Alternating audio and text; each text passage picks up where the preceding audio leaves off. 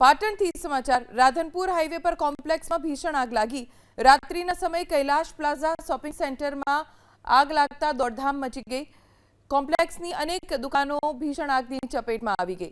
ઘટનાની જાણ થતાં જ રાધનપુર ફાયર ફાઇટરની ટીમ સ્થળે પહોંચી, પરંતુ ફાયરના સાધનો બગડેલા હોવાથી આગ પર કાબુ મેળવવા પાટણ નગરપાલિકાની ફાયરની ટીમ બોલાવવી પડી। પાટણ ફાયર વિભાગની ટીમ આવે તે પહેલા જ અનેક દુકાનો બળીને ખાખ થઈ ચૂકી હતી। આગના કારણે વેપારીઓને મોટું નુકસાન થયું છે। શોર્ટ સર્કિટના કારણે આગ લાગી હોવાની ચર્ચા છે। સદનસીબે રાતનો સમય હતો, જેના કારણે કોઈ જાનહાનિ નથી થઈ।